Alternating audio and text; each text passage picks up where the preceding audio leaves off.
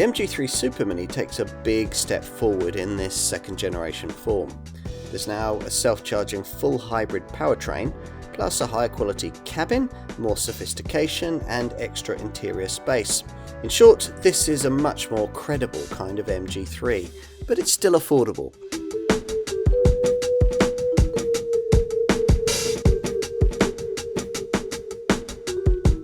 As EV sales stall and electricity prices rise, it increasingly seems like the cleverest new car choices these days come with self-charging full hybrid engines. But for Supermini customers, that can mean quite an outlay. So we should welcome a small Supermini full hybrid model that's vastly more affordable. A car like this, the MG3 Hybrid Plus. It shares its basic name with the first Chinese-era MG model to sell here in any numbers. That original MG3 launched back in 2013 and sold primarily on its cheap price and, to a lesser extent, on its sharp handling. There wasn't really another reason to choose it. This replacement model was launched here in early 2024, initially only in the Hybrid Plus form that we're looking at here, though as we tested this car, the Chinese maker was promising that there'd also be a future conventionally engined model to properly replace the old MG3.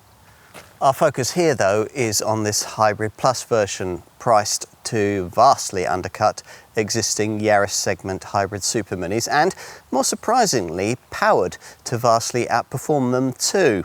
It's also more spacious than its rivals. On paper at least, then, it's a Supermini you really can't ignore. But have corners been cut in creating the eye-catching proposition we have here? And could you really live with one? Well, for the answers to those questions, you'll need the usual comprehensive car and driving review.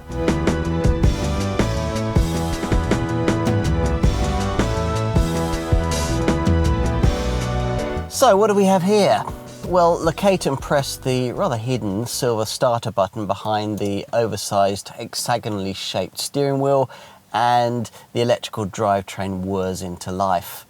MG badges illuminate on the two central screens and a green ready signal shows on the complicated looking instrument monitor, which has a green EV display in its bottom right corner, reminding you that for the time being no fossil fuel is being burned here. You're ready? But for what? Well, more of an EV-like driving experience away from rest than you'd usually get from a full hybrid Supermini of this kind. With this car's Yaris segment rivals, it's hardly any time before the engine ahead of you springs into life. But this MG3 Hybrid Plus is engineered rather differently.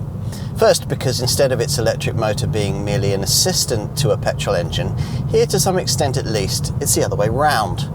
It can be that way because the battery in use here, though still tiny by EV standards, is at 1.83 kilowatt hours in size, considerably larger than it usually is with a small hybrid of this sort, which means that the green EV icon on the instrument screen stays on a lot more of the time at suburban speeds. The other thing that's really different about this front-mounted drivetrain is just how powerful it is. That electric motor develops 107 brake horsepower, and in combination with the 101 brake horsepower 1.5 litre four-cylinder petrol engine it's paired with, means that the MG3 has a rather considerable 192 brake horsepower to play with. To put that into perspective, mainstream versions of the much pricier Toyota Yaris Hybrid have just 114 brake horsepower. Small wonder that this MG is much quicker than its Japanese rival, making 62 miles an hour in just 8 seconds, 1.2 seconds quicker than a Yaris, on the way to 106 miles an hour, though from behind the wheel, the perceived difference between the two cars isn't quite as great as that increment might suggest. To replicate that quoted acceleration stat, you will of course have had to engage the most eager of the three provided drive modes, Sport. The other two are Normal and Eco, by which time the green EV light on the instrument display will long ago have been replaced by an HEV icon, indicating that the engine is in play. That combustion unit integrates itself quite smoothly, unless you press the throttle into its final third of travel, at which point this MG feels right out of its comfort zone, its drivetrain mooing like a heifer in heat. But you won't suffer this refinement affliction unless you drive the car in the kind of manner a typical owner never would, and you quickly learn to work around it. The original MG3 had one of the oldest and most inefficient engines it was possible to buy in the 21st century's third decade, so the sophistication of the power plant in this Hybrid Plus model is something of a pleasant shock. In urban territory, as you'd expect from a petrol-electric small hatch of this sort, EV assistance cuts in and out frequently during town travel to aid efficiency. At these lower speeds, the powertrain always defaults to a full EV setting. Then, when the battery is depleted, it switches to a series mode that sees the petrol engine quietly wake up to power a generator that tops up the battery with electricity. Surprisingly, given the larger battery in play here, there's no EV button like you get in a Yaris to force a battery-driven drive setting around town. But unlike with most other small hybrids, you can select from 3 levels of brake regeneration to keep the lithium-ion cells topped up. The fiercest of these, high or 3, slows the car off throttle quite noticeably. Get beyond the city limits and the powertrain automatically switches to a parallel hybrid setting, which is where, for the first time, the petrol engine sends its power direct to the wheels in combination with the electric motor via an auto gearbox. That auto, rather curiously, has only 3 speeds. MG says that makes it more reactive. One of the redeeming characteristics of the first generation MG3 model was its sharp handling, developed by a British R&D team.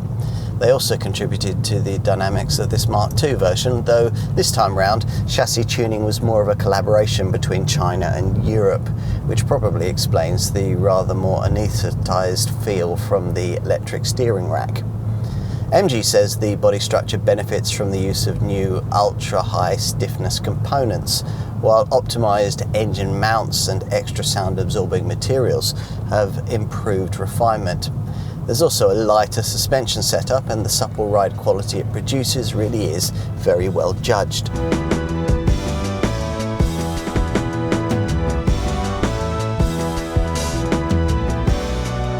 Unlike some of MG's most recent designs, notably the Cyberster sports car, there's nothing particularly show-stopping about the looks of this second generation MG3, but it's a neat piece of design that for real supermini status needed to be a bit larger and wider than its predecessor, and is. Here at the side, there are 2 mid-level creases, the front one flowing below the door handle, the rear one pitched just above it. If you've looked at other cars in this segment, you might note that this one is a touch bigger. The 4,113mm length, 53mm longer than a Vauxhall Corsa Electric, and a full 173mm longer than a Toyota Yaris. The silhouette is a touch more conventional than cars like those. To us it looks like something styled in the last decade. But the profile's lifted a little by the standard fitment of these smart 16-inch Atlas alloy wheels. At the front, pronounced bonnet lines ease down into a sharp nose with a large chrome MG badge above an enormous black grille flanked by large curved corner intakes. The slim swept back headlights gain LED projector beams with this top trophy spec model, and lower down a carbon fibre look lower splitter adds a nice finishing touch. The rear is quite generic with angular LED tail lamps, a subtle roof spoiler, slim corner reflectors, a dinky rear wiper and a latticed lower black panel. So it's conservatively styled outside, but you might not mind that as long as it's not too cheap feeling within. Let's take a look. The minimalistic interior borrows its architecture and design cues from the successful MG4 EV and is a big step forward from this MG3 model's cheap-fitting predecessor. There's a couple of floating twin monitors, a 7-inch instrument display and a 10.25-inch centre touchscreen, and a rather oversized, curiously shaped, flat-bottomed two-spoke wheel with shiny inserts in the same easily scratchable piano black trim that you'll find around the circular gear selector. MG has tried to lift the dark, rather sombre mood with a few touches. This tartan centre fascia trimming, red edging for the floor mats, a diamond pattern motif for the seats, smart black stitching for the wheel and orange stitching that features on the seats, the doors, the armrest and the passenger side of the dash. Despite all of that though, in terms of overall cabin ambience, rivals like Peugeot's 208 Hybrid show that it's possible to make the interior of a car in this class look more appealing than this.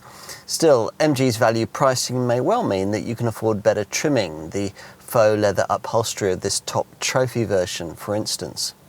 Now, we mentioned screens. The rather over-busy looking instrument display is divided into 3 sections, with a drive assist graphic on the left and the main drive info you'll need in the centre. Time and speed limit above the digital speed readout, with range and fuel level below it. Gear selection, chosen drive mode, kilowatt energy consumption, your brake regen level and an EV indicator run along the bottom of the screen. And on the right of this monitor there's a customizable section that can show trip computer data, a kilowatt power information dial, tyre pressure and the time of your next service. Now, everything else that you'll need to know can be found on this wide central infotainment display, which has shortcut buttons for home, nav, music, phone and car along its right-hand edge. This screen is rather better integrated into the fascia than is the case with most rivals, avoiding the usual iPad stuck on the dash look, and as is the current fashion, has a choice of homepage formats, either one with customizable widget sections. Here we've got App Connect smartphone mirroring, radio, navigation and climate functions, though thankfully there are also some physical ventilation buttons above the twin vents on the centre stack. Alternatively, a swipe left on the screen's surface reveals a homepage of little icons. Now, whatever screen selection you choose, the software is responsive and the graphics quite sharp. But unfortunately, the voice control works only via Apple CarPlay or Android Auto. Now, ergonomically, well, there are not too many issues unless you count the rather hidden placement of the silver starter button and the disappointing lack of reach adjustment for the steering wheel. Build quality seems okay, but all-round visibility is a bit compromised. The short bonnet and the wide dashboard make it a bit difficult to judge the car's extremities at the front, while the sloping roofline and the bulky rear headrest rather inhibit rear visibility too. So you'll be needing the standard rear view camera. What else? Well, the seat fabric is abrasive to the touch, but the chairs themselves seem initially to be quite pleasingly supportive, though they lack a bit of side support and you might get a few backaches on longer trips. Seat heating is standard on this top model, though only in a single stage, and the steering wheel is heated as standard too. Unfortunately though, controls for both these functions can only be accessed through the climate control screen menu. It can also be annoying that the controls for temperature and fan speed that appear on the center screen disappear when any other screen function is used. As you'd hope, this is a pretty practical cabin. There's a big glove box, decently sized door bins, ticket clips in the sun visors and a stowage area between the seats. Lift the armrest and there's a sliding tray that you can push back and forth over a lower storage area.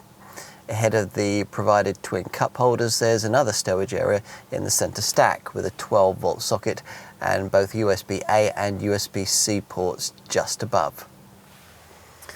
Cramped rear seat space was a failing of the original MG3, but a 50mm increase in wheelbase length to 2,570mm has improved things a bit, and as we've already said, this is a slightly longer car than most segment rivals, which you'll feel when taking a seat back here. No, you wouldn't call the standards of legroom on offer here in any way generous, but you wouldn't expect that from a supermini segment car. The relatively low centre tunnel helps too, and there's plenty of foot stretching room beneath the front seats. Headspace isn't bad, but taller occupants will brush their heads on the sloping roofliner. MG hasn't forgotten seatback pockets or a USB-C port back here. It has, though, forgotten to include an overhead light and coat hooks in the grab handles. And the door bins are basically just bottle holders. You might hope that this car's quite generous body length would help with boot space, but unfortunately not. The 293 litre figure on offer is just 7 litres more than the much smaller Toyota Yaris, but to be fair, other class rivals don't offer much more. It's a pity that the battery takes up a lot of the underfloor space that could have been used for a spare wheel. A deep well resides here for odds and ends. Now, for some reason, the warning triangle takes up floor space on the cargo base above. There's a light on the left, a bag hook on the right, and 4 tie-downs, though there are no recesses either side of the square space that would make it easier to take awkward items like pushchairs widthwise. Our major issue with this boot area, though, comes when you want to extend it. Incredibly, for any sort of modern small hatch, there's no split seat back. Even worse, when you want to drop the backrest, you have to release both seat shoulder catches to do it. So you've usually to go round to one side of the car, then to the other before you can flatten it. Now, MG says that this is just a feature of early build cars and that a 60/40 split backrest will shortly be added to this model. Once you push forward the backrest up to 983 litres of capacity is revealed.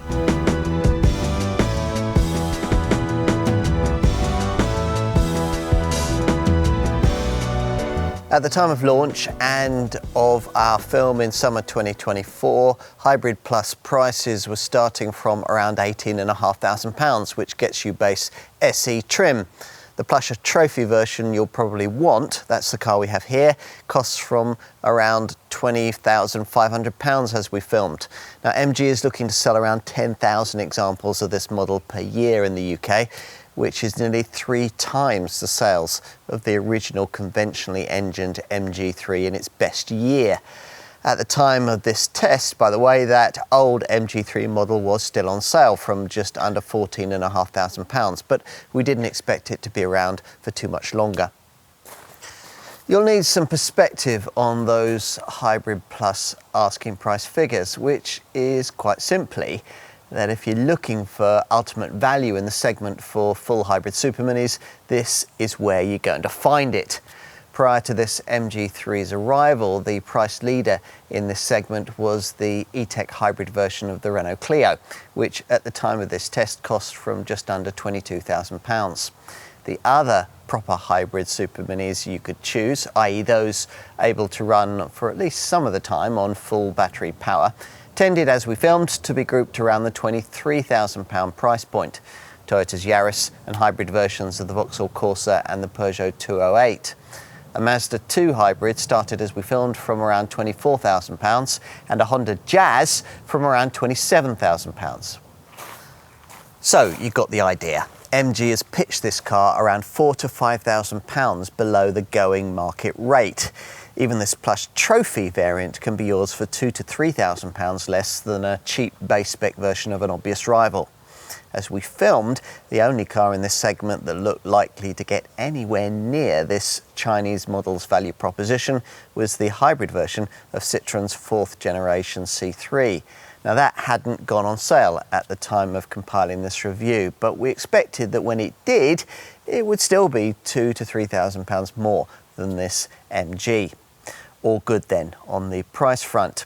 If the Chinese brand could back this value proposition up with a really strong standard equipment showing, then you might be really sold on one. Well, is that what's on offer here? Let's take a closer look.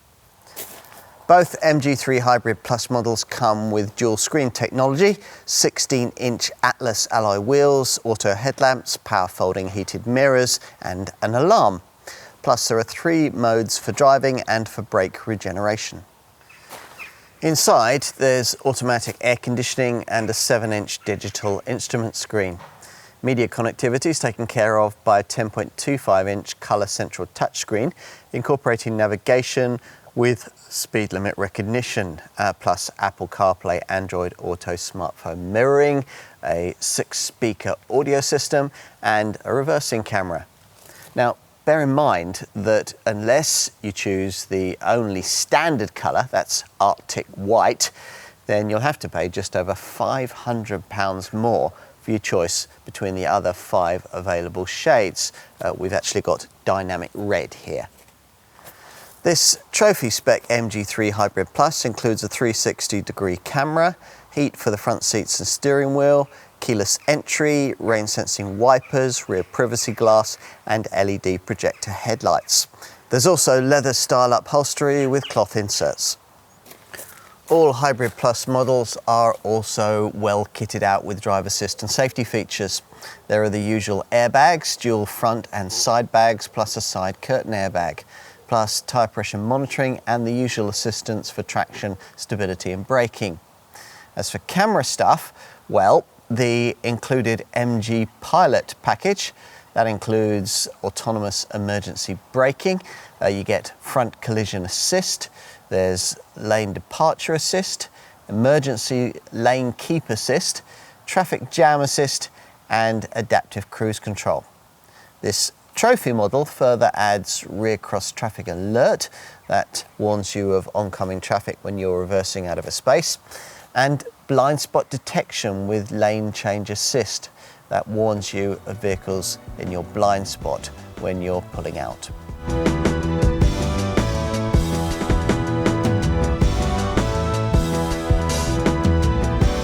This MG model's considerable price saving over its direct market rivals wouldn't mean much if its hybrid technology wasn't able to deliver efficiency returns somewhere near those of its competitors. Fortunately for this Chinese maker, it can, thanks to a drive and charge system that allows the petrol engine to drive the wheels while also charging the battery through the generator. The claimed WLTP readings are up to 64.2 miles to the gallon on the combined cycle and 100 grams per kilometre of CO2. True, that's not quite as good as you'll get from the most obvious rival in this segment, Toyota's Yaris, which manages up to 68.9 mpg and 99 grams per kilometre, or the Renault Clio E-Tech Full Hybrid, which manages up to 65.7 mpg and up to 96 grams per kilometre of CO2. But it's actually better than a Vauxhall Corsa Hybrid, which records 62.8 miles to the gallon and 102 grams per kilometre. As you'd expect, to get anywhere near this MG's quoted figures, you'll need to spend most of your time with the Eco driving mode selected and the fiercest high or 3 level of brake regeneration engaged. What about other running cost issues?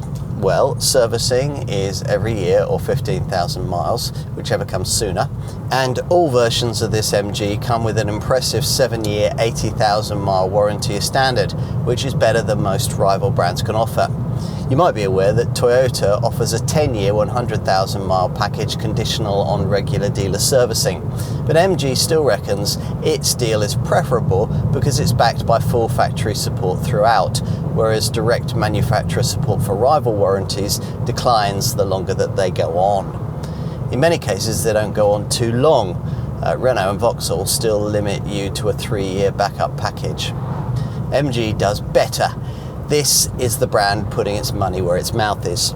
The warranty is fully transferable to future owners. Additionally, there's a 6-year factory warranty against rust, while a year's breakdown cover is also part of the deal. The MG dealer network is growing all the time. The brand expects to shortly have 120 outlets in the UK. At those outlets, a full digital service record of checks and maintenance provides the customer with complete transparency and full access to the service history of their vehicle. You'll be offered a range of MG servicing plans to spread the cost of maintenance for up to 7 years.